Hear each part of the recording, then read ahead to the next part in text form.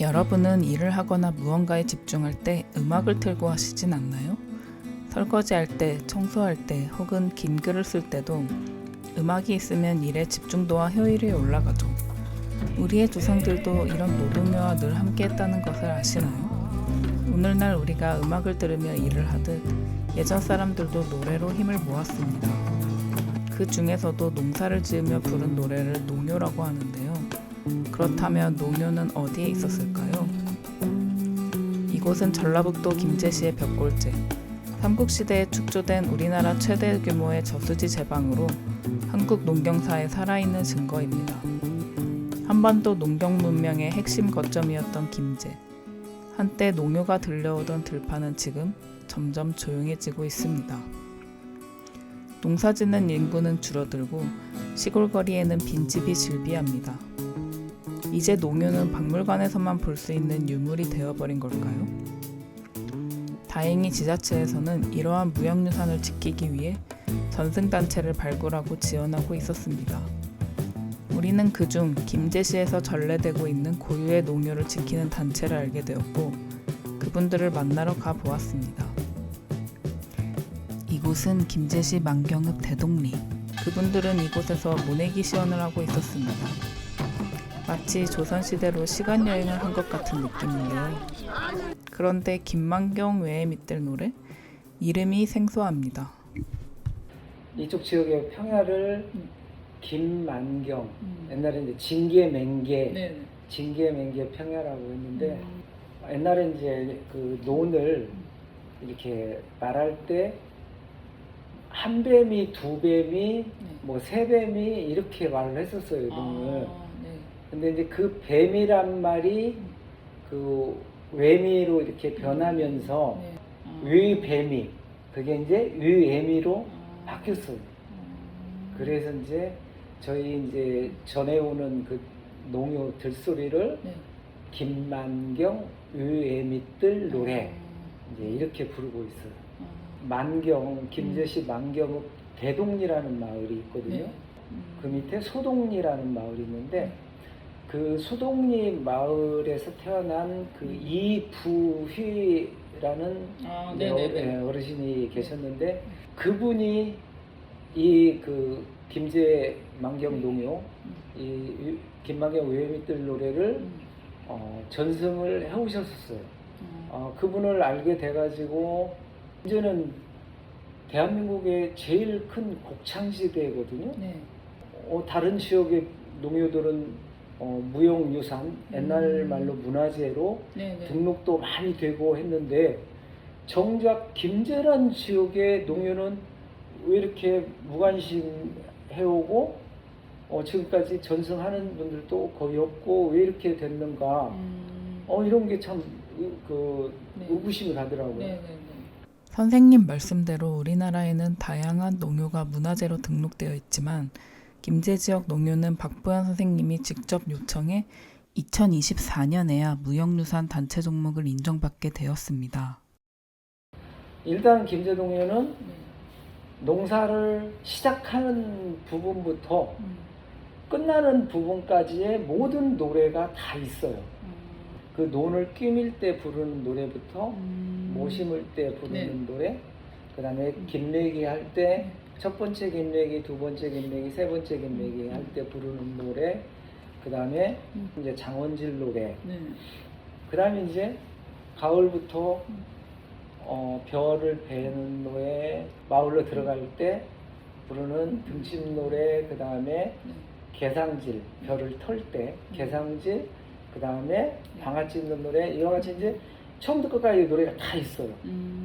이렇게 처음부터 끝까지 노래가 다 있는 데가 그렇게 이제 많지는 않거든요.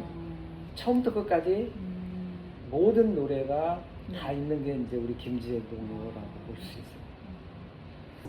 이렇게 훌륭한 전통 문화가 왜 전승이 잘 되고 있지 않았던 걸까요? 전통유산은 크게 두 가지로 나뉩니다. 유형유산과 무형유산이 있습니다. 무형유산은 말 그대로 정해진 형태가 없이 춤이나 동작, 행동, 기술 따위를 의미합니다. 무형유산의 전승이 어려운 가장 큰 이유로는 사람과 사람으로 전해지기 때문에 오랜 시간 후계를 교육하고 양성하는 과정이 필요하다는 점을 꼽습니다. 그러나 이런 전통예술은 상업성이 없기 때문에 경제적 지원이 필수로 뒷받침되어야 합니다. 개인의 사명감이나 의지만으론 오래 이어갈 수 없는 것이죠. 요즘에는 네. 뭐 농촌에 사는 분들도 네. 정말 할 게 너무 많기 때문에 전승을 하려고 하는 사람들 모아서 이거를 전승하는 것도 쉽지가 않은데 네. 거기에 지자체에서 전승에 대한 지원이나 이런 것들이 없을 때 이걸 어떻게 전승을 해 나갈까? 뿐만 아니라 사실상 근대로 들어서며 경운기와 트랙터가 보급되면서 인간이 직접 농사활동을 할 필요도 없어졌습니다. 그 시절 구성직의 노래를 부르던 농민들은 이제 백발노인이 되셨고 젊은 사람들은 새로운 도시의 일자리를 찾아 뿔뿔이 흩어져 버렸습니다. 우리는 이런 시대의 변화와 흐름을 그냥 받아들여야만 하는 걸까요? 그동안 살아왔던 사람들의 모든 정서나 이런 것들이 거기에 다 담겨 있는 거거든요. 그러니까 이런 것들을 그냥 시대가 변하면서 뭐 없어지는 건 어쩔 수 없지 이렇게 말하기에는 그게 너무 소중한 거거든요. 박보현 대표님께서는 이러한 현실에 맞서 직접 지원을 받기 위한 노력을 시작하게 되었습니다. 김제 농요가 왜 문화유산이 왜 되지 않았을까? 항상 그런 거에 대해서 이제 안타깝게 생각을 해서 무형유산으로 지정이 되게 만들어야겠다 생각을 하고 한 10여 년 전부터 일반 시민들을 대상으로 해서 전승 교육을 시작을 했어요. 2019년도에 처음으로 이제 심사를 받았는데 여러 가지 이제 코로나가 겹치면서 이게 이제 무산이 됐다가 나왔거든요. 그나마 참 다행스럽게 생각을 하고 앞으로도 이제 이걸 활성화시켜야 되는데 그게 참 어려움이 많네요.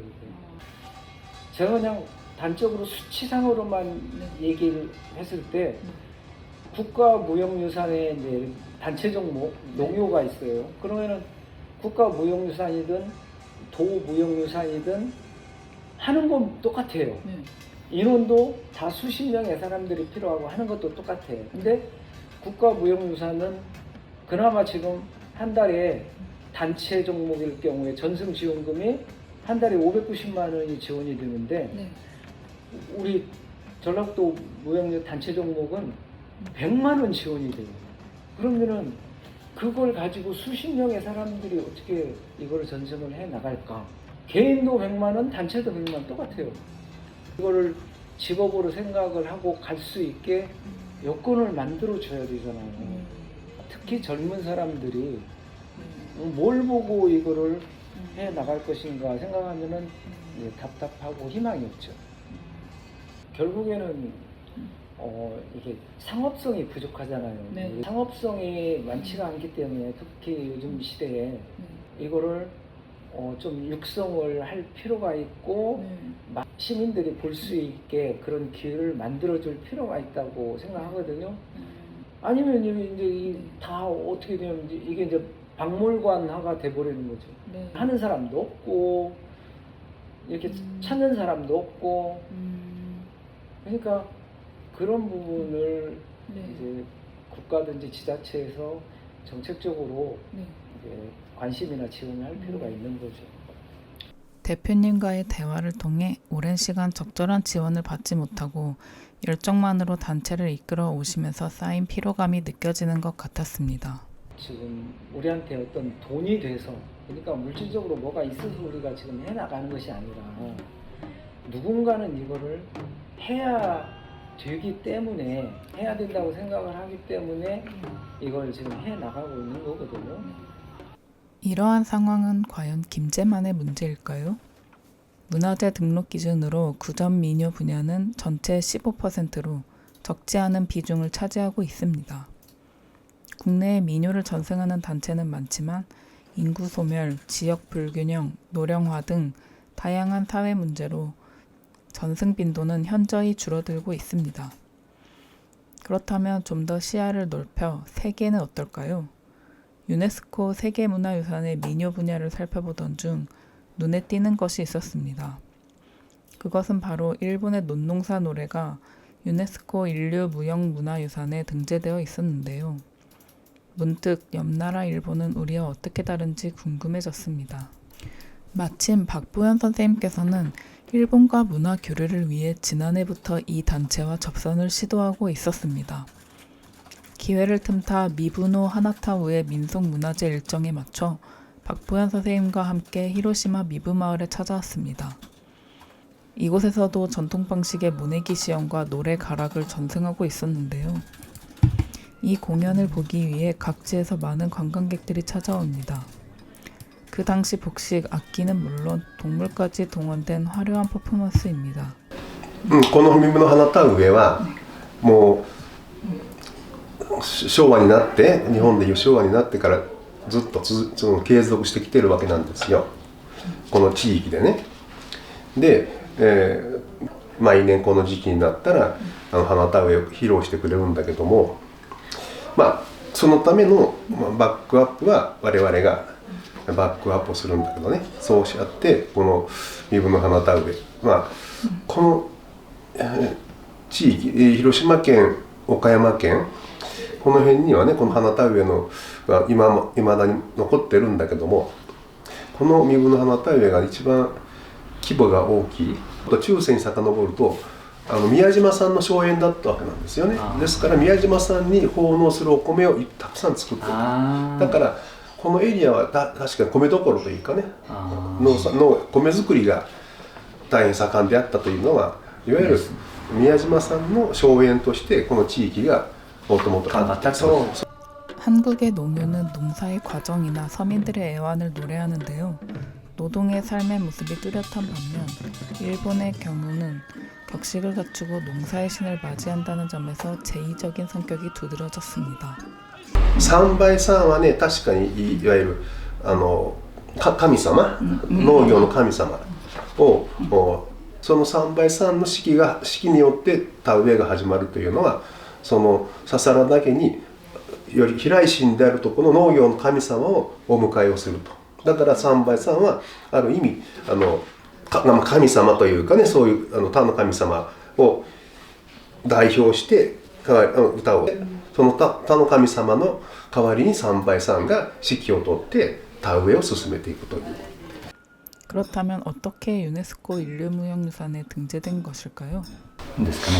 いやユネスコはね、はい今度は日本国の文化庁が指名をしてきたわけですよ。身分の花田植さんを今度ユネスコに推薦したいと思いますがいい。で我々がユネスコの登録を一生懸命かつ運動して登録をしていただいたんじゃなくて、日本国がいわゆるもう30何年ちゃんと継続してきましたねと。でじゃあ文化庁の方からユネスコに登録を推薦したいと思いますけども、どうされますかと。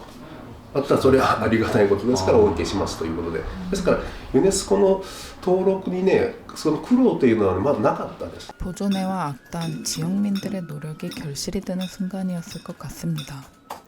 유네스코에 등재된 이유는 어땠을까요? 빵빵한 후원과 지자체의 관심으로 전승활동에 활력이 돌았을 것 같은데요.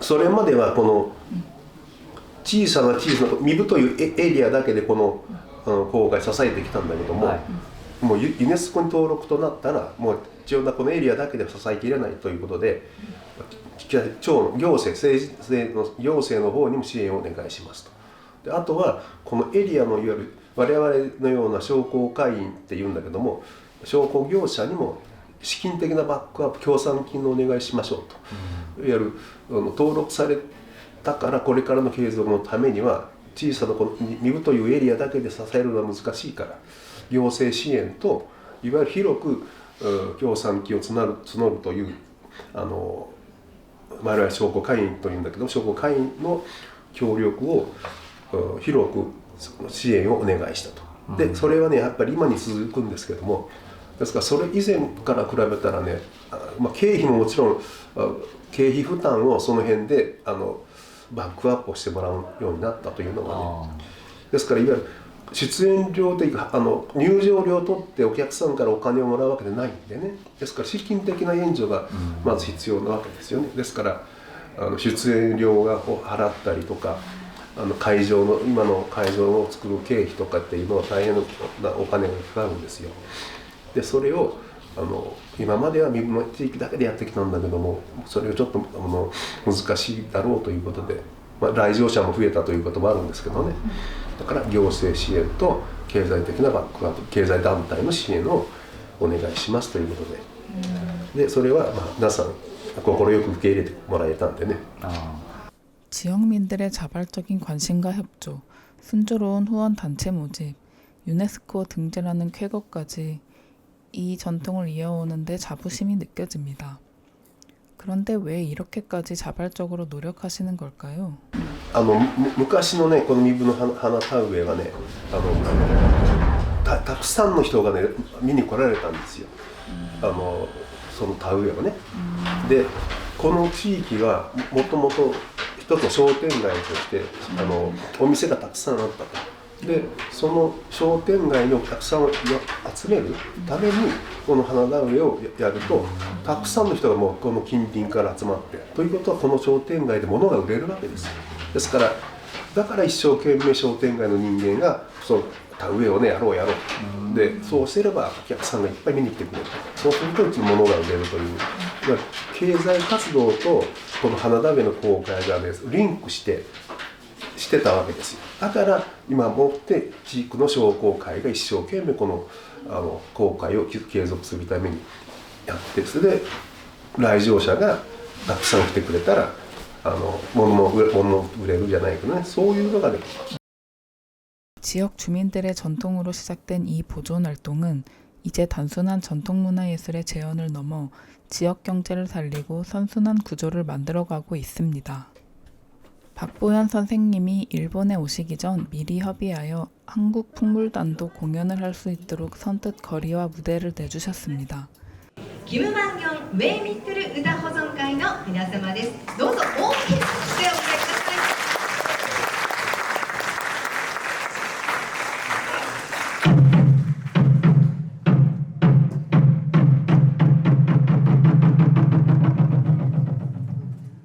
일본 관광객들뿐만 아니라 세계 각국의 관광객들로 인산인해를 이루었습니다. 세계의 관광객들 모두가 한마음이 된 순간이었습니다. 몸은 들썩들썩하는 한편 가슴이 시큰해집니다. 정작 우리나라에서는 외면받고 있는 농묘의 현실을 떠올렸기 때문일까요?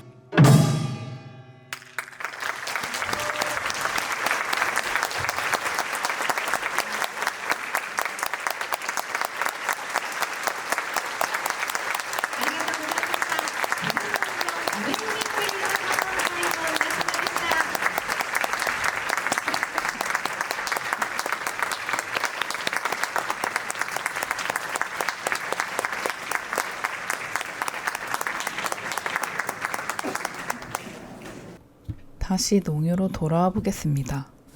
더 이상 농사 현장에서 들리지 않는 농요, 그 노래에는 어떤 의미가 있을까요?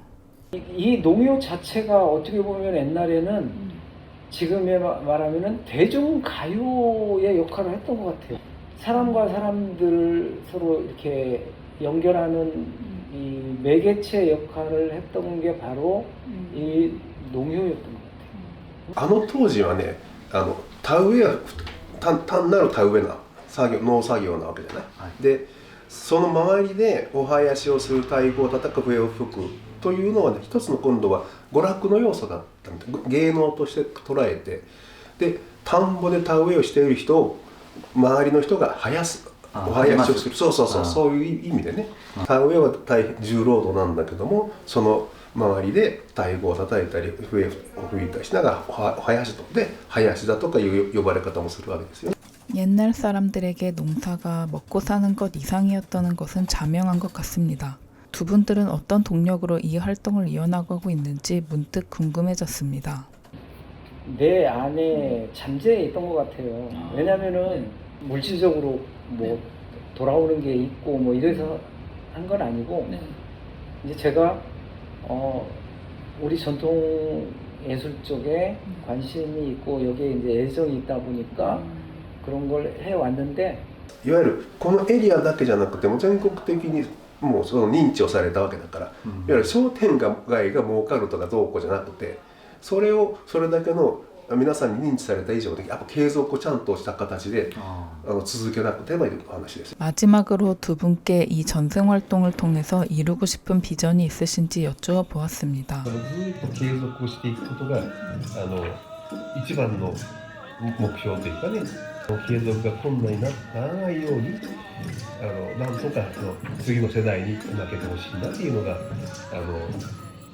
希望であってね、じゃあこの形を変えて新しい形に変えていこうとかいう業務もないわけだ。今のままの形を来年もその次の年もちゃんと継続できたらいいねというのが一番の望みで希望ですよね。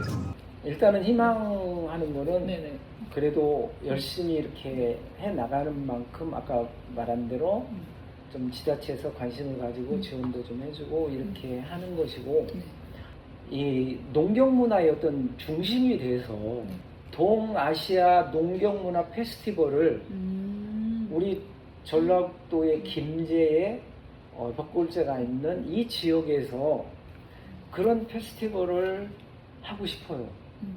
대한민국의 김제에서 그게 만들어져야 그게 어떻게 보면 가장 적합하다고 생각을 하거든요. 저는 전통 문화가 사라져가는 모습은 농업 그리고 지역이 소멸되는 모습과 얼핏 비슷해 보였습니다. 지역 소멸 위기는 인구 소멸과 함께 빠르게 진행 중인데요. 그러나 우연히 알게 된 일본 농유 전승단체와의 인터뷰를 통해 전통 문화예술 보존 활동이 지역 경제의 활력을 되찾는 씨앗이 될 수 있음을 확인할 수 있었습니다. 어쩌면 전통예술은 그저 보존해야 할 과거의 유산이 아니라 오늘 우리가 직면한 문제를 해결할 수 있는 실마리가 될지도 모릅니다. 흙을 읽으며 불리던 그 노래가 앞으로도 계속 불려질 수 있다면 우리가 사는 이 땅 역시 조금은 더 단단히 이어질 수 있지 않을까요?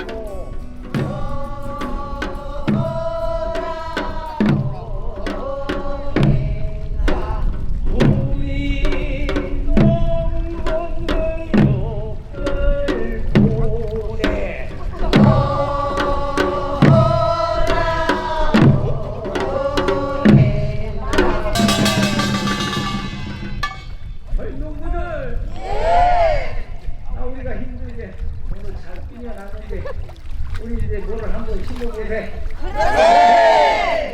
이거 가지고 나.